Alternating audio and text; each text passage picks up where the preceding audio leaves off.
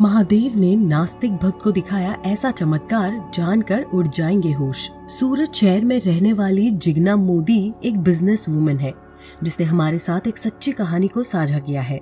दरअसल जिग्ना ने अपने माता पिता की पसंद से शादी कर ली थी, जिसके कुछ ही साल बाद उसके साथ अत्याचार होने लगे। ससुराल वालों का उसके साथ व्यवहार बहुत बुरा हो गया। इतना ही नहीं, वो लोग उसको ताने कसते थे। जिग्ना के लिए वहाँ पूरी जिंदगी गुजार पाना मुश्किल हो गया था। जिग्ना की माँ ने कहा कि बेटा भगवान सब ठीक कर देंगे, लेकिन जिग्ना बचपन से ही भगवान पर यकीन नहीं करती थी। कई बार तो वो भगवान के खिलाफ विरोध करने लगती थी। एक बार नौबत यहाँ तक आ गई कि जब जिग्ना का पति उसे पूजा पाठ करने के लिए कहता, तब वो उसे भी झगड़ने लगती थी। शादी को 5 साल बीत जाने के बाद एक दिन जिग्ना का पति कार एक्सीडेंट में जान गंवा बैठा, जिसके बाद जिग्ना पूरी तरह से टूट गई और खुद को संभालने की कोशिश करने लगी। कुछ समय बाद जिग्ना ने प्राइवेट कंपनी में काम करना शुरू कर दिया। वहाँ पर जिग्ना की एक दोस्त बनी हेतल। कम समय में ही उन दोनों की दोस्ती काफी पक्की हो गई। एक बार हेतल ने जिग्ना से कहा कि चलो हम उज्जैन चलते हैं, महाकाल के दर्शन करते हैं। कहते ही महाकाल के दर्शन करने की सारी मनोकामना पूर्ण हो जाती है, लेकिन जिग्ना ने वहाँ जाने से मना कर दिया। फिर काफी दिनों तक हेतल के कहने पर जिग्ना को वहाँ जाना पड़ा। जिग्ना 20 साल बाद मंदिर जा रही थी। उसका भगवान पर से विश्वास बिल्कुल उठ गया था, लेकिन हेतल के कहने पर घूमने के लिए चली गई।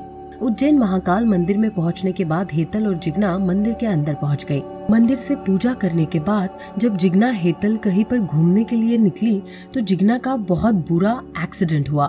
समय रहते हेतल जिग्ना को अस्पताल लेकर पहुंची। डॉक्टर्स ने जब जिग्ना की हालत देखी तो कहा कि इसको बचा पाना काफी मुश्किल है, अब तो भगवान ही इसको जीवन दान दे सकते हैं।